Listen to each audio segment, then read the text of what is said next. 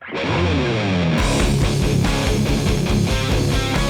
back to the Hammer Grind podcast. I got a special guest with me today. I'm actually really excited to have Marc on. Marc Levesque is the co-founder of Webrunner, a marketing company that helps contractors across North America acquire customers more profitably and predictably.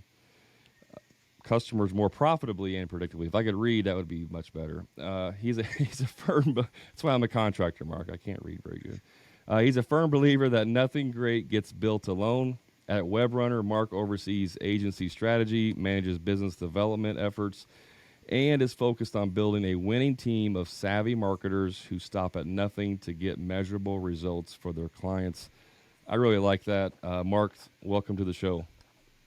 Hey, Brad, thanks for having me. I'm super stoked to be here. Yeah, we've been planning this for a while. I know you're a busy man, and I appreciate you coming on here. Had lots of people in our Facebook group that were asking some questions about marketing. I'm going to make the assumption that you're like the guy at the party everybody wants to talk to, right? When you start talking about marketing, it's like, oh, I got to talk to that guy. Yeah, I mean, yes and no. Yeah, it depends on the crowd, I guess. But yeah, there's some people who are really committed to growing their businesses, and they're like, hey, maybe I can get some hacks from this guy and, figure out some shortcuts and, get some results. And others, it's like, oh no, another marketer. Stay away. Yeah. So it depends. Yeah. And in case you're wondering, if you think Marc's got a little bit of a funny voice, he's north of us, right? You guys are located in Canada. Is that right? Yeah. I usually get called out on that within seconds of phone calls. So yeah. I'm in Montreal, Quebec. So that French, you hear some French in there for sure. Awesome. Well, welcome to the show again, Marc. I appreciate it. Tell us a little bit how you got started. How did Webrunner come about? Yeah, absolutely. I'll give you the Cliff Notes version. I don't want to take up all our time here, but 15 or so years ago, I'm going to age myself. I used to work for a software company, and that software company used to sell technology into large, media groups, media companies to essentially aggregate data from all these different media buying platforms. Yellow Pages, for example, was a customer, and so they had thousands upon thousands of customers, and so when they're running campaigns, they would need technology to make reporting easier. So I was on the sell side of that technology, and through that opportunity, I got to see how digital agencies worked. And there's a lot that I liked about the business model, and there's a lot that I disliked. And fast forward a couple of years, I got the itch to start my own agency, and we jumped into business. Myself and my co-founder, and our goal was to start a PPC agency and do things differently than they were being done at the time. And 10 years later, here we are. We've reinvented ourselves probably twice within that 10-year span, but we've got a nice, successful business on our hands. We work exclusively with home improvement contractors today, so home service, home improvement, however you want to call it. But all sorts of contractors, all sizes, and we help them to scale their businesses, as you said, more predictably and more profitably. So just taking the pain out of growth. But yeah, we just started this company out of just a desire and an interest to be a business owner. Yeah, there's so much around the agency side of it, right? As far as marketing, I mean, being a coach, I'm tied in with the agency crowd, if you will. We do have to market ourselves to the general public, and usually on a large scale, which is a totally different game than local, right? When you're dealing with a contractor located in one city. I have a question here with in the home improvement industry, which how long have you had Webrunner? 10 years. 10 years. 10 years. Okay. We've had 5 years in home improvement. 5 years in home improvement. So with all that time in home improvement, can you pinpoint the areas where most contractors fall short when it comes to marketing their business? Yeah. There are many, Brad, as you know, probably. And I'll say that, there's people fall short at different levels based on where they're at, right? You could be a startup and just, you set off into a direction and it's the wrong direction to begin with, from a marketing perspective, that is, right? You could also be a $3, $4, $5 million company and just be making all sorts of mistakes. So I think there's all kinds of ways to do things wrong. The question is, where are you at, and how can you avoid those mistakes? I'll say generally, not having a focus is one of the biggest issues. for most businesses, and it's normal, right? Even ourselves 10 years ago, we thought we were going to do this one thing, and cash flow is everything when you're small, and you got to pay your bills and you got people to pay. So you have tendency to want to say yes to everything, and so naturally you don't want to limit yourself. You have tendency to want to go wide, and that in the long run hurts you because you appeal, to no one. You can't create. It's difficult to become known as a specialist, for one thing if you just go really, really, really broad. So, I mean, that was us 10 years ago. We offered every marketing service under the sun to any business. We worked with mom and pop shops, large manufacturers, distributors, e-com brands. Eventually, you ask yourself, okay, who's my customer? So, in the home improvement space, I mean, that holds true, right? If you're, in business providing services to people, well, it's difficult to compete with, if somebody needs, let's go with a roof replacement, for example. If somebody needs a roof, as a homeowner, I'd probably deal with someone who only does that compared with somebody who does, bathrooms, kitchens, oh, we happen to do roofing too, you know what I mean? So the specialization, the focus, I'd say, is one area.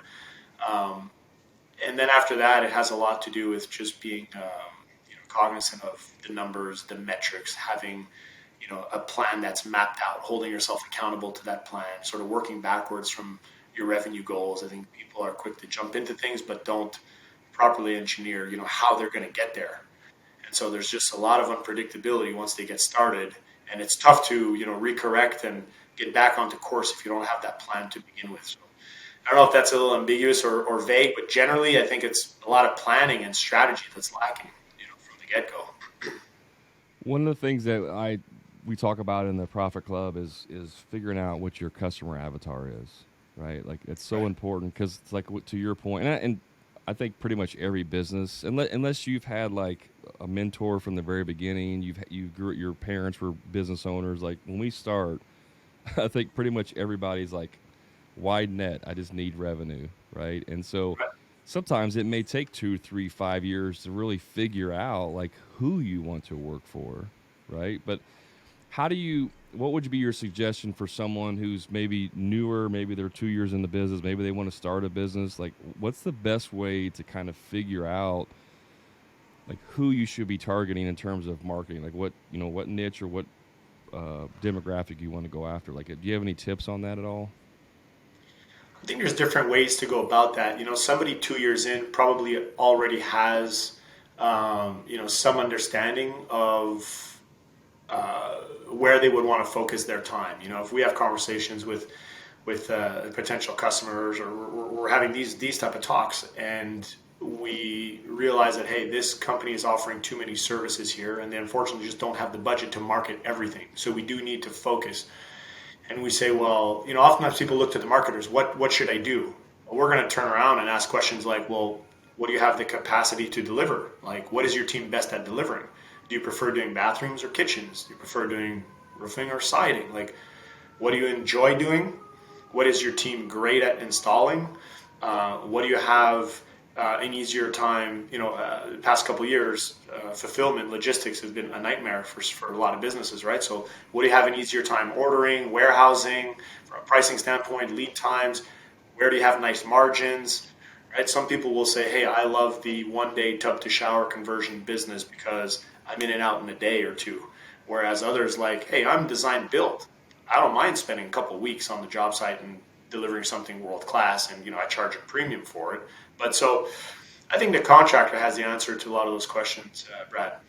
On the flip side, you can talk to a marketer and say, well, if we want to get specific, you can look at market trends. You can do keyword research and say, well, in this market, what is there more demand for? So that's pretty neat because you can look at your geography and say, well, should I do this service or this service? These search engine platforms will give you tools where you can upload a list of all your keywords, and they'll tell you more or less what kind of demand there is, what kind of search volume you can expect. And so that's something that marketers should be able to help you with in terms of determining where there's more search volume, what it could cost to advertise for those terms, things like that. So, but I'd say it's a combination of both. You got to look at the hard data, the analytics, but also internally, what do you have? What do you enjoy doing? What do you have the capacity to do? Where are your margins good? Where does it make sense for you as a business owner? Where do you want to be spending your time? Usually, people know that. Yeah, and even just to kind of add on that, I mean, like if you're the 1 day shower guy and you're doing a tub a day or shower a day, I mean, you're going to need 300 something jobs a year, right? That's right. So your lead flow is going to be way, way more demanding as far as how much you need versus a custom home builder that may do 10 or 12 homes a year, That's right? Like right. Absolutely. just that alone, the metrics of that are going to be huge. Yeah. And you're absolutely right, because you could have you're a remodeler, you're focused more on design build, really, really custom projects. And as you say, you could, have a wildly successful business on your hands doing, a dozen or 2 dozen jobs a year. You don't need, that much lead flow because you're only looking to close a couple dozen jobs. So it's very different. You can rely heavily on word of mouth and referrals if you're doing that. But the tub to shower, the 1 day bath guys, you talk to them and they see themselves as sales and marketing organizations, and they have their numbers dialed in, and they know, this is what I need in terms of lead flow. This is what I got to spend to make that happen. This is the rate at which I'm going to set appointments, close, et cetera, right? So they've got that funnel pretty well, dialed in. Yeah, yeah, that's good stuff. What correlations do you typically see between successful, high revenue, high profit companies and their approach to marketing, sales, and operations? Yeah.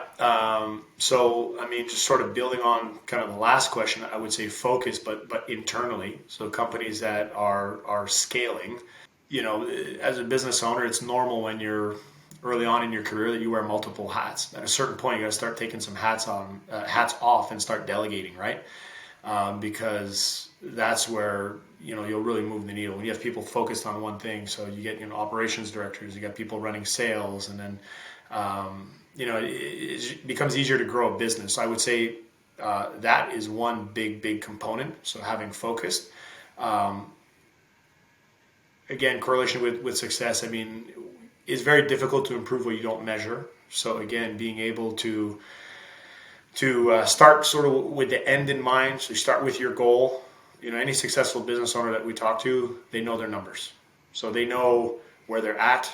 They know what they're pacing for. Hey, this is the run rate we're on. We're going to finish the year here. All things considered, God willing. But they have those numbers mapped out. So they know where they're going to need to spend money. They know what it's going to cost them with all of their different lead sources to acquire leads and customers. So they're just very analytical, very data driven, and a lot less emotional, right? Mm. And so what that does is, when you need to make decisions can happen a lot faster because you have the data right there in front of you. It's black on white, and you take emotions out of the equation. And what that affords you is the opportunity to be more selective in terms of the projects that you want to take on. And that's something that I think plagues the small business owner. They don't have that engine to drive leads and sales and deliver work efficiently. And so there's a lot of waste and inefficiency. And so they're not all that profitable, right? So they end up trying to compete on price because they want the job. They don't have the opportunity to pick and choose the job they want because they're lacking lead flow. So it's like this downward spiral, right? So successful business owners have created momentum by, just excelling at all these different components that are so important. You get lead flow dialed in, you close, you deliver, you get those closed deals to start generating you referrals, and then you get more word of mouth. Now you're seeing a better ROI on your marketing, and I mean that just compounds and compounds and compounds. And then last but not least, they're not the cheapest. If you're trying to compete purely on price to win, forget it. That's a losing proposition. So those are some of the things that I would see. It's rarely will you see a really successful business that says, "Oh, we are the cheapest in the market." That doesn't happen. And then they'll always have a handle on their numbers, and they're able to correct course if ever they veer off, if ever there's a downturn in the economy or whatever. They're usually pretty solid. So. Okay, so wait a minute, Mark. You're telling me that these successful companies, they don't rely 100% on referrals, and they don't just wake up in the morning and react to the day, if the phone calls come in, and that's how they're successful. Is that what you're saying here? Exactly what I'm saying, Brad. Yeah. I like to Believe it like or not. my clients at the Profit Club. They'll know I'm always hammering them on like tracking your leads. You got to track your leads. What's your closing rate? What's your average cost per job? It's going to determine how many leads you need to get per year. Like, it's easy if you're a one man show. like to kind of, you know, Yeah. react, if you will, to what's going on. But if you truly want to build a business that's going to be successful, where you're not on the tools, you really can't not track this stuff. Like you have to know the analytics side of it. Would you Yeah, agree with that? it's 100%, and I think it is very important because as you get to the point where you can start delegating and offloading some of the tools, you're no longer um, or not delegating the tools, but the tasks. You need to understand how things work because whether it's personnel in house or you're outsourcing, you don't want anyone pulling fast ones on you. So you've got to understand it, and I think it starts with you. You start off by being able to do a little bit of everything. You get it, you grasp it, and after that, you start figuring out where you get the highest ROI on your time, and so you start delegating the rest. But you can call people's bluff and say, "Hey, I've done this before. I know what it is. Like this is not good here. We've got a problem, right?"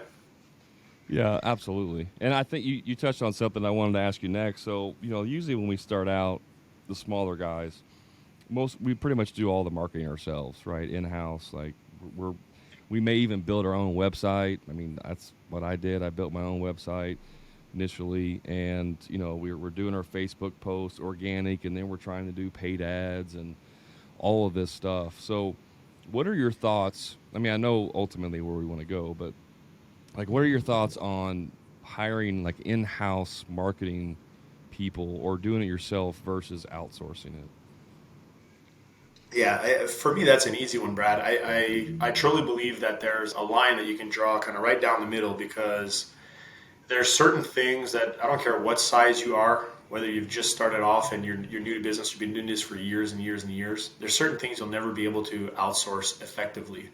You know, there's things that only you internally, the people that make up your organization, your company DNA, you just can't outsource. I.e., social media, organic content. If you're not, and again, some would argue and say, oh yeah, you can batch content, you can have crews come and do that, and then you get your content for the year. Yes, obviously we can argue the point, until the sun goes down, but largely, um, when you're a bit smaller and you are limited in terms of marketing dollars budget, you do have to wear that marketing hat and do some things yourselves, and that's okay because it's some of these things are hard to outsource, hard for another company that's not there day in day out in your market, sees the climate, the weather, meets the customers, understands all these different dynamics internally. Only you understand that, you and or your people. So to convey and communicate that, put that message out there to the world, especially organically through social, no one can do that better than you. In a genuine and authentic fashion. So I think that people should stop trying to look for that company that's going to knock it out of the park. I mean, there are some great companies out there that can handle content on your behalf, but it's also challenging to outsource that, right? And you hear the stories. You hear people, oh, I hired this company to do my blog posts, but my blog posts are so generic. They don't mean anything. No one reads them. Okay, they're geared for SEO, but they provide little to no value. So, like, Yeah. so I think, yeah, certain things you do yourself, the more technical stuff, paid advertising, for example. Yeah, you can spend money fast. So if you get in there and you get too aggressive, I mean, you can burn money in no time. So I do think that there are certain things that should be, um, it's okay to learn it, try it, do it, but at a certain point, you do want to be able to hand that off to professionals who can kind of scale it beyond what you're able to do. Because professionals, well, hey, that's all they do. They test it at a different rate than you can do. You just don't have the time to devote to it. It's not your full time job. It's something that you add into the mix. But yeah, that's what I'd say. Certain things you do yourself, certain things you outsource. Anything to do with your brand, humanizing your company, recruiting, that's got to come from within. And the very very technical stuff you seek out expertise and professional help to ensure that you avoid costly mistakes. Well, I mean, ultimately, that's what we're talking about. Is like you're paying for the results, whether you're paying a professional company like yourself to do it, or you're paying through the experience of yourself wasting money on Facebook ads or Google pay per click ads, or wasting your time. Spending 80 hours to build your own website. Like you may think, oh, I'm saving, $3, $4, $10,000 by building my own website. But you spent 80 hours of your time building this thing. Like what could you have sold? How much money and revenue could you have sold over that course of 80 hours if you just hired someone else to do it? Right. I mean, like That's there's a right. balance there of like where you're at with that stuff. Yeah, no, absolutely. Yeah, you've got to look at that opportunity cost, and it is different for everyone, and everyone's in a different cash flow situation. Um, yeah, these are the questions that people need to be asking themselves. Absolutely. So I got a question for you. I'm gonna put myself on the spot because I have this philosophy, if you will, about marketing. And this is just a blanket marketing, not specific. But my take on marketing is what I call bad, good, great. So in other words, bad marketing is better than no marketing at all. And then good marketing is better than bad, and then great's obviously better than all three. Do you believe that, or is bad marketing, is that not even an option? So in other words, if you don't have a website, it's better to have like a bad website, some template that you get off of Wix, versus not having a website at all. What's your thoughts on Yeah. that? Uh, yeah, I don't think I can disagree with that philosophy. I think it's the whole, done is better than perfect kind of mindset as well. It's Yeah. like if you just put it off because you know, you don't have the budget, you're not able to get the right site that you want, or you can't hire, the experts yet. I do think that something is better than nothing. Absolutely. And, sometimes people get to the point where they are doing something, but they are limited in budget. And so they've got to make concessions, and they've got to pick and choose between what they can and can't do. And again, I think there just comes down to being able to comprehend, what's going to drive value for me in a short period of time, what's going to take a little bit longer, and then you can make educated decisions there. But yeah, something is better than nothing. Absolutely.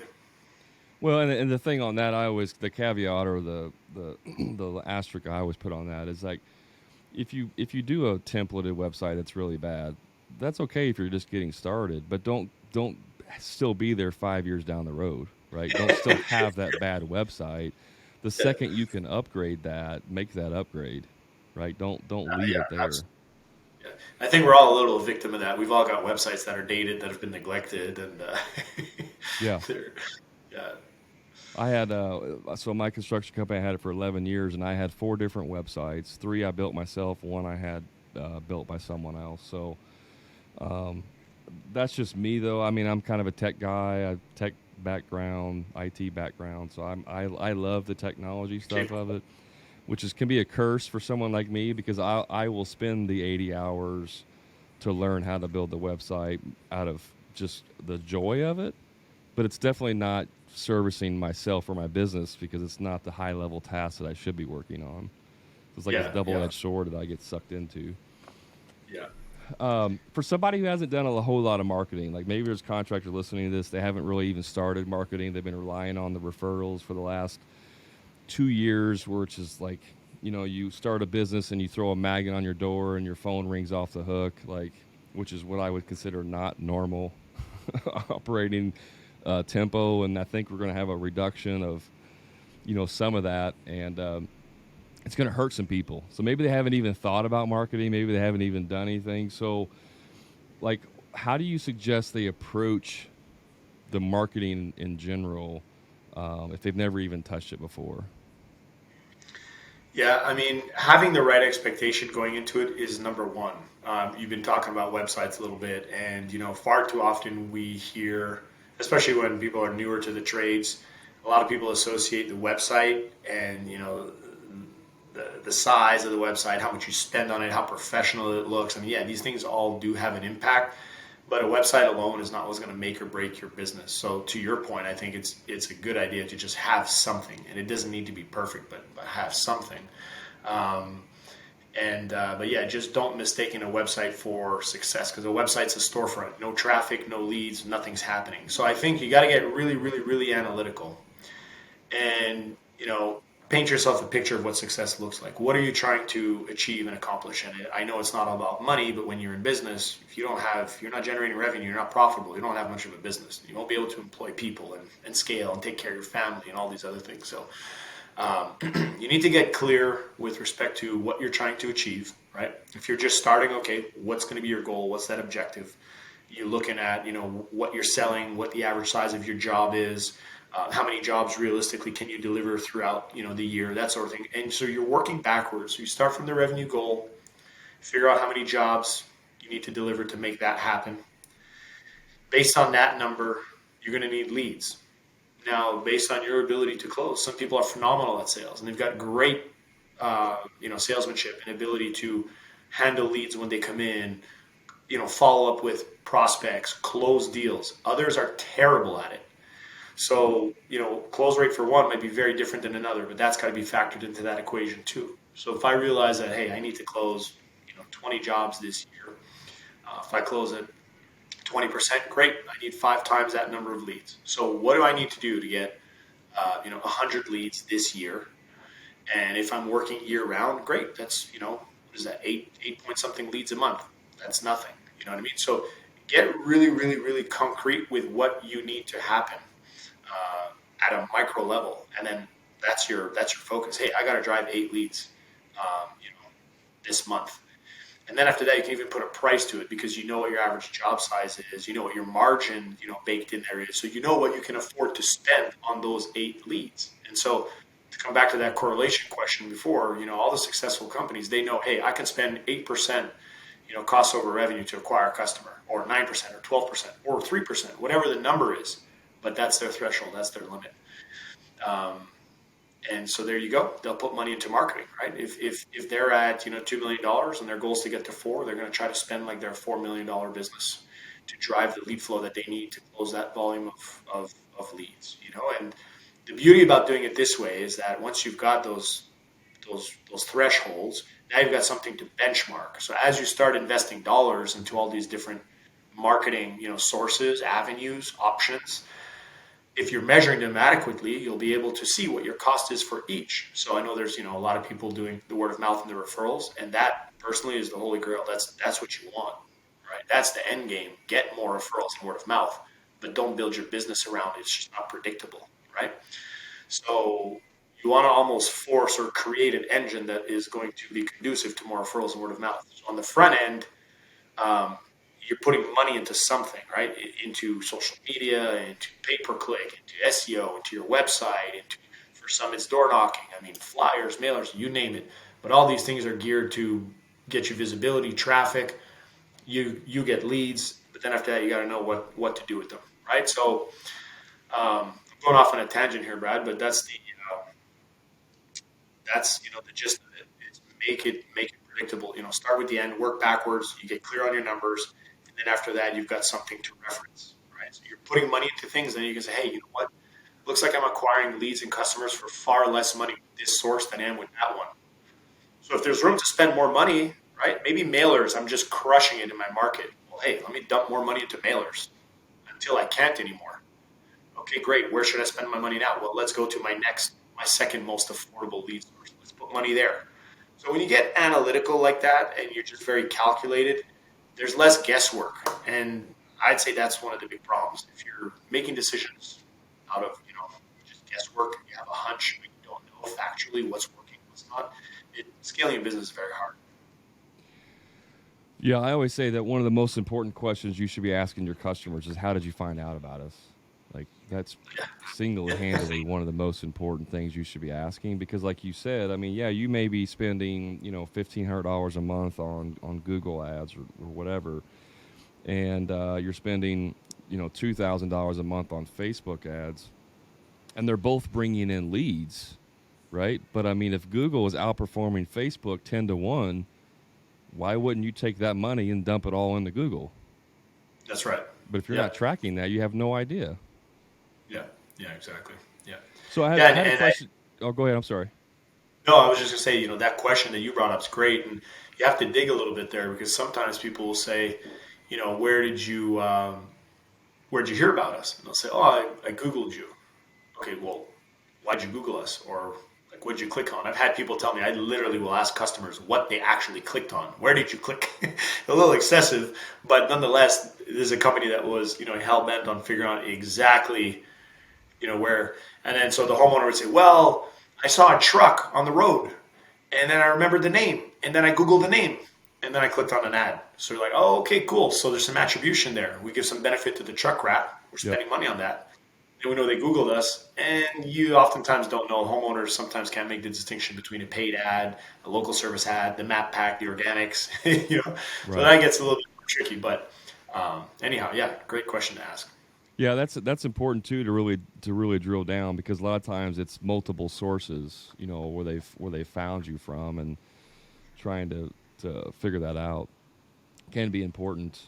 One of the questions that came in on the Facebook group in regards to websites was what's the like compared to multiple page websites versus like a landing page, like what's the pros and cons or what should people know about that? Okay, yeah.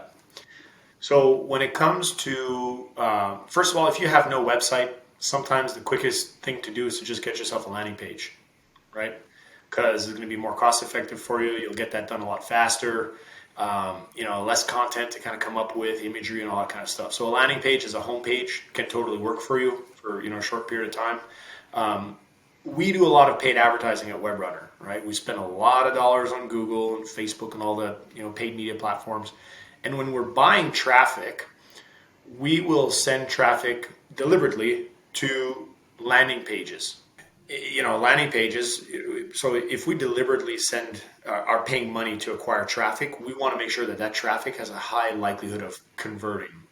In other words, capturing that homeowner's info so that you can then follow up, set an appointment, that sort of thing. So we'll send somebody to a one pager that talks specifically about the service they were looking for. So if, for example, someone did a search on Google for a window replacement company and they saw an ad for a window replacement company, naturally we'd want to bring them to a web page that talks purely about window replacement and positions you as the expert in the local market for window replacement. So a landing page eliminates the need for the homeowner to have to click through and figure out, what's what, am I at the right page?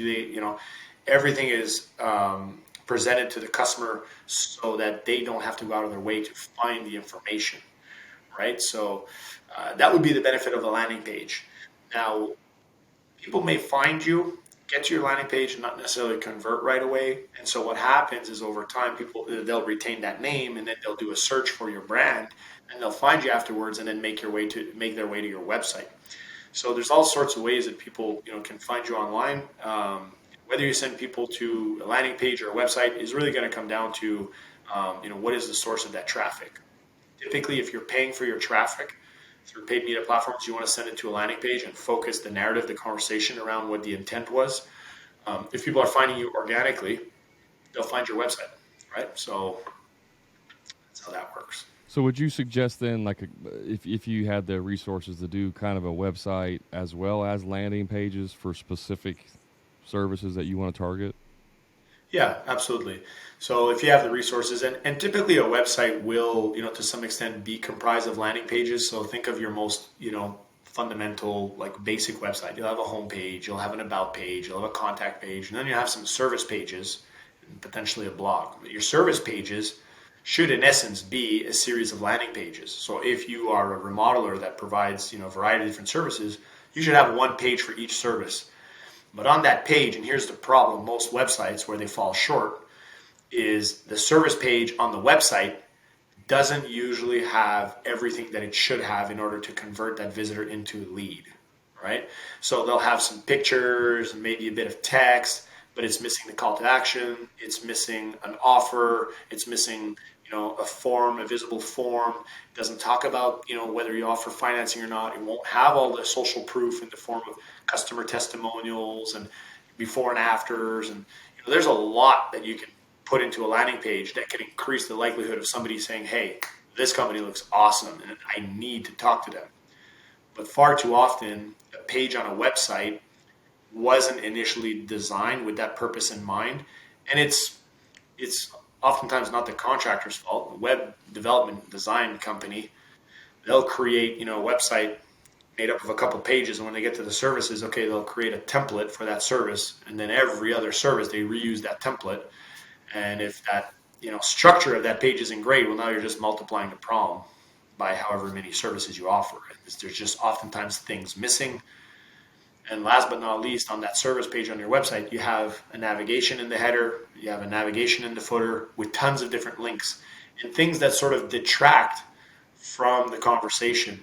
So you're now giving the homeowner options to click away and click through, and people get distracted sometimes. And you don't want to give anyone the option, right? If you're looking for windows, come to the window page. Now I'm giving you 3 options. You can call me, you can fill out a form so that I can get back in touch with you via email or phone or whatever, or maybe I can start a chat with you online. Those are the 3 most common conversion mechanisms that should be on a landing page.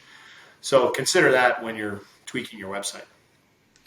So I had a question the other day. We do a weekly marketing call in the Profit Club, and one of my clients, who actually was the one that told me about you guys, Duncan. I don't know if you know Duncan Farrell Yep. built.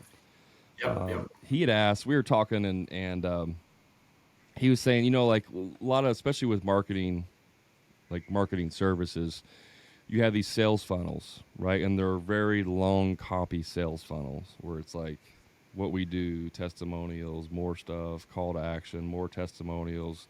And he was asking about why that wouldn't work in the home services industry.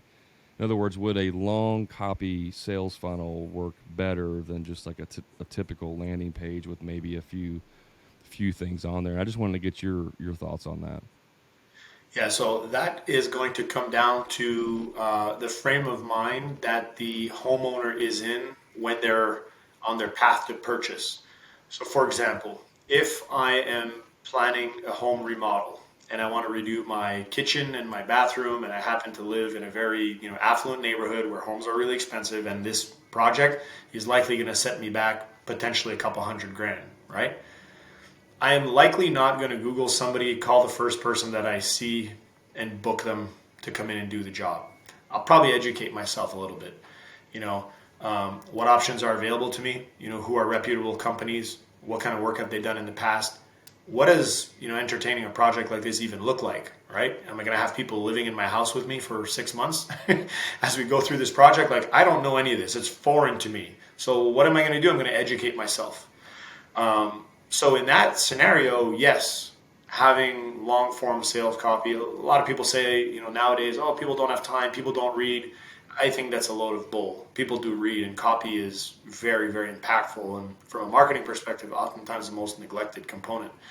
So yeah, and again, it comes down to testing. You can't just, say, hey, this is going to work better. Well, we don't know. Maybe a short form page with just everything above, the folds, so someone doesn't need to scroll. Sometimes that would outperform. Other times, maybe, a longer page. But if I contrast that home remodel, that, very expensive design build, long sales cycle, long delivery process, if I contrast that with, say, a restoration company, I have a fire or water damage, I'm Googling someone and I'm calling them. I don't need any long form sales page. I'm not educating myself. I'm not trying to figure out how this stuff works. I just need somebody to come and dry out my basement, Yeah. So that makes sense. It comes down to intent, and it's, is it likely that the homeowner is going to allocate, that much time to understanding and figuring this out, right? So it just depends. How committed is that homeowner to learning and figuring this stuff out? My ultimate response to him was, you'd have to test it. And yeah, it's interesting because you would agree. I know you would agree with this. Like when you're running ads and doing any kind of marketing, like you just have to test it, because you don't always. You could hire the best copywriters, you could hire the best marketers. You really don't know how your market's going to react until you try it, and you have to test it. And if you don't measure, that which doesn't get measured doesn't get fixed, right? Yeah. And just something to add to that, I think people get caught up, in the marketing world. You hear a lot of, test the layout, test the colors, test, all these different things that in the grand scheme of things can result in some improvements, but largely what's going to have the biggest impact, it's your copy, your message. Most importantly, above all, it's your offer.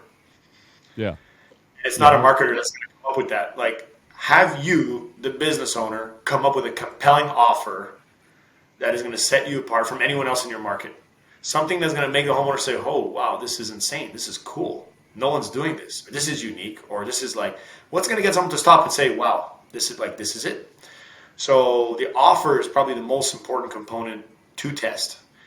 It's not the color of the button, where the button is. Yes, you'll record, session recording and heat mapping and check out all the technical stuff to see how you can bring some improvements to the page.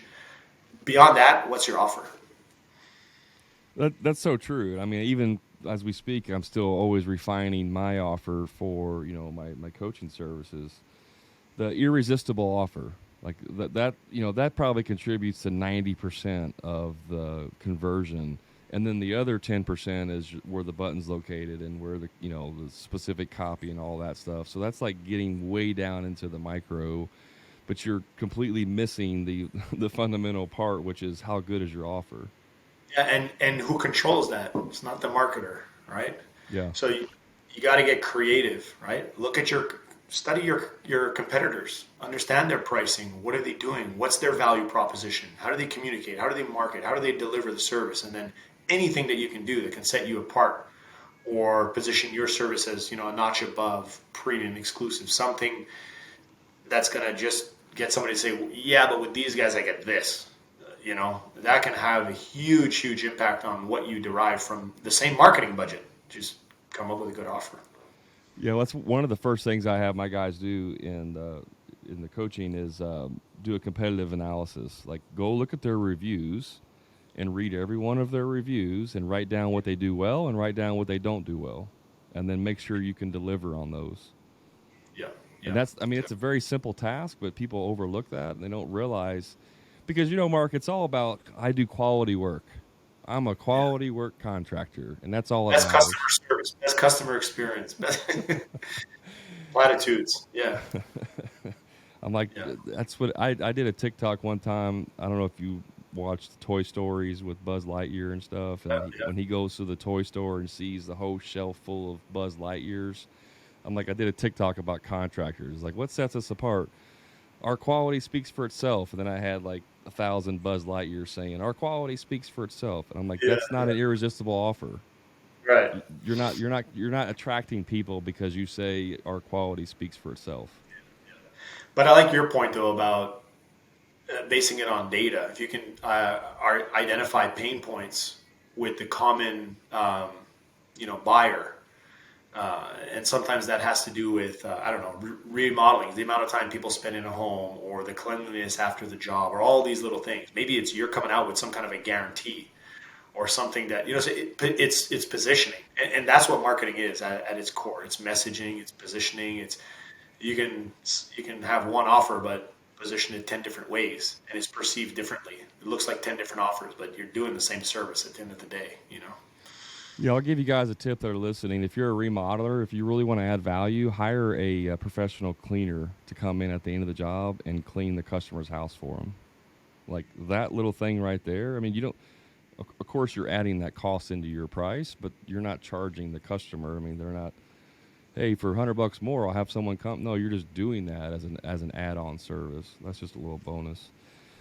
Yeah, and sometimes that add-on bonus is a surprise, and Yeah. then that's how you get that review, and that's how you get that referral, and it's little things like that compound substantially. Yeah. Yeah, that would be a strategic thing that I wouldn't advertise.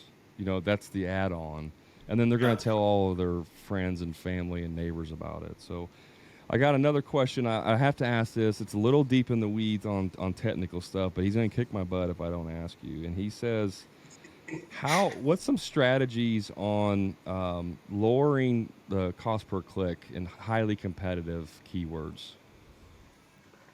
And he's a flooring. The guy's asking as a flooring installer and refinisher. Yeah. Right. So short of seeing the account or without much context, I mean, the name of the game in search is always relevancy, right?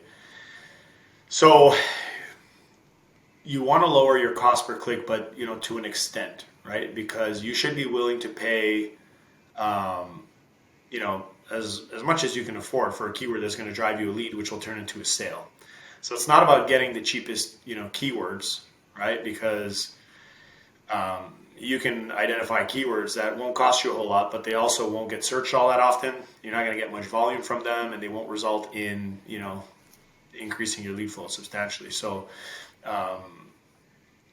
It's leveraging keyword tools to do the keyword research to identify what keywords can drive you traffic at a reasonable cost. And of course, you have to know what your conversion rates are on the landing page side of things, right? Because fundamentally, you want to know what can I afford to spend on a visitor? Because I know that my landing page converts at 10%. So if my click cost is $10, great. Every $100 I spend, I got a lead. It's that black and white, right? So now if I can optimize my campaigns, and I can get a visitor for less than $10, which essentially is the click, but there's a lot of things that will factor in there. Um, then you're just winning. So it's keyword selection at the end of the day. That's all it is. It's keyword selection. I would say that more importantly than the click cost. The only metric we truly care about is customer acquisition cost. Right? I'll spend $50 on a keyword. Right? If I was to say, Brad, which keyword do you want me to bid on? The one at $25 or the one at $50? Naturally, you'd say, well, $25 because it's less. But what if the keyword at $50, every two clicks on that keyword, you're resulting in a lead? That's $100. But the $25 keyword, based on the intent, blah blah blah, you need 8 of those clicks. You're $200 a lead, so you're double the cost, right? Same thing with leads. People come in and say, well, what's it going to cost me to drive leads? Well, you're asking the wrong questions. It's not about the lead. I could sell you a lead for $500, but if that lead is going to close, you'll spend $500, right? So if you say, which lead do you want, $50 or $500? The follow-up to that should be, well, at what rate will those leads convert, right? So, in terms of optimizing the campaigns for search, whether Google, Bing, it's all about relevancy. So it's making sure that your keyword is well themed, well grouped into tight ad groups that is going to trigger ads that are really relevant to what was searched, to what the query was. That's going to increase the click-through rate. So when that ad appears, as a person search for that keyword that you're bidding on, it's very relevant to that search. They're clicking on it at a high rate. You've got a better ad rank. Your quality scores are better. Google is giving you preferential treatment. It's costing you less to advertise than somebody else because you're not wasting real estate on Google's front page. Google's in the business of making money, right? If they're showing your ad, no one's clicking on it, there's an issue, right? Google doesn't like that. They're saying, hey, this advertiser is telling us he wants to bid on these keywords. We're showing his ad, and it's not getting clicked on at a rate that we're happy with. He's got a really low click-through rate. So we'll let you continue to advertise there, but we're going to charge you a premium. That's essentially how search works, right? So I hope that helps. And in terms of reducing costs further, I would urge the individual who pose that question to just get an audit done. We do free audits all the time, and we can figure out if there's ways to lower those costs. That was transitioned perfectly. I know we're running out of time,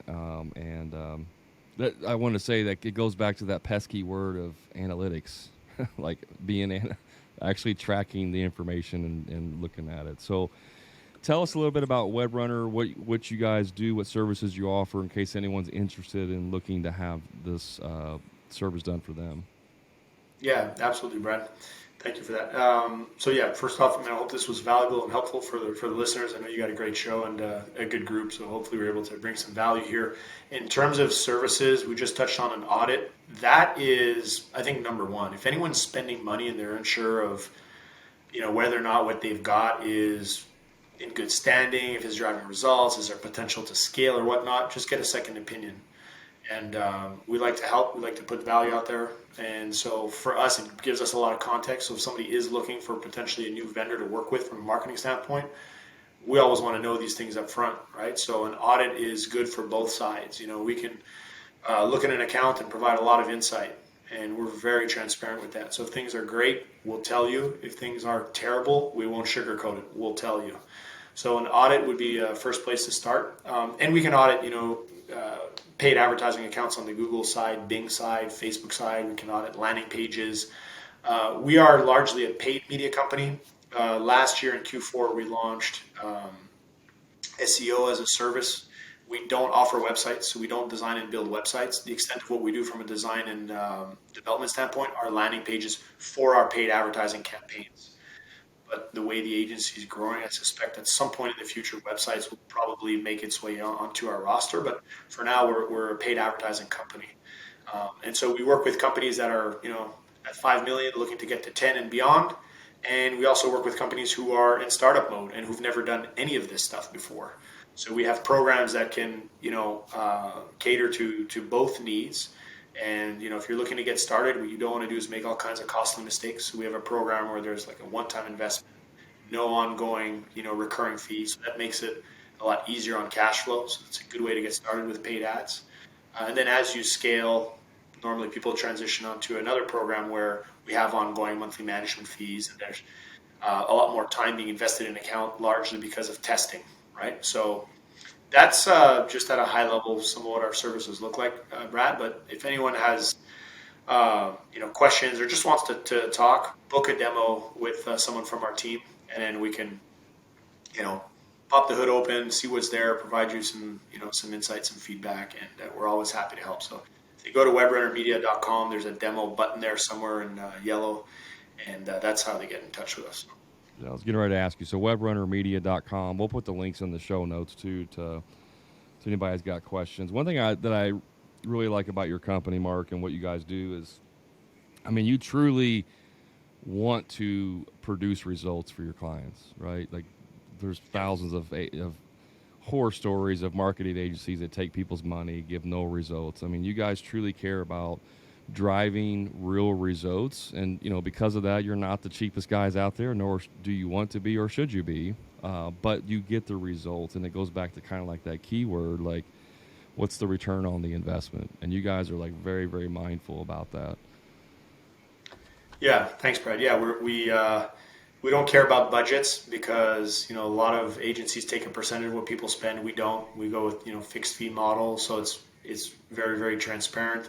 And we try to hold ourselves accountable to revenue, right? So if somebody's putting money into something, well, there has to be a certain ROI on there. And we usually try to tie into CRM so that we can bridge the gap between what's being spent and what's happening on the revenue side. And that's where a lot of people fall short on the data and the analytics side, right? So when you can spend money, that is driving leads that are driving sales, it becomes easier to know where to put those marketing dollars and where to stop putting those marketing dollars. So that's a big part of it too. Awesome. One last question I always like to ask my guests, and that is, what are you currently reading, or what is a book that you recommend?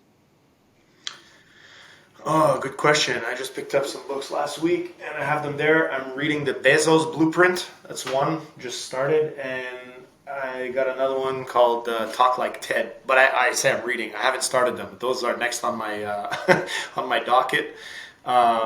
Books I've read recently. I like John Warlow. He's a guy who wrote the book called The Automatic Customer, Built to Sell. So just learning a little bit more about mergers and acquisitions, exits. I think when you talk about growing a business, having an understanding of what options are available to you in terms of like exits, even though you may not have the intention of exiting anytime soon, understanding how that game is played, I think is super impactful for a business owner. So yeah, absolutely. That ties back to your branding. When you originally, when you name your business, think of the exit on that too. So Mark, I really appreciate you coming on and sharing all kinds of knowledge. You dropped some gold nuggets in there. I hope if you guys are listening and you're looking in the market for some increasing your lead flow and having, offloading all of that responsibility of trying to figure out what your what you should be paying for and what you're optimizing your clicks and all that stuff. It's just, it can get crazy. I would recommend you reach out to Mark and their team over at Webrunner Media. Have them do an audit for you and see what they can do to help you in your business. And again, Mark, I appreciate you being on the show today. Thank you, Brad. I had a great time. This was a lot of fun, and I appreciate you having me. Absolutely. And one last thing, guys, we talked a little bit earlier about leads and sales and stuff. I do have a tracker that's free. If you guys want a lead sales tracker that helps you figure out what your sales closing rate is, what your average cost per job is, how many leads you need to get, I got that available. Just hit me up. I'll send it to you. And that's, a lot of people have liked that because it helps to really get a good picture of what kind of lead flow they need. And with that, guys, you know how to find me: TikTok, Instagram, Facebook. Search for Hammer and Grind Podcast. And until next time, you know what's important. Remember, Profit is not a dirty word.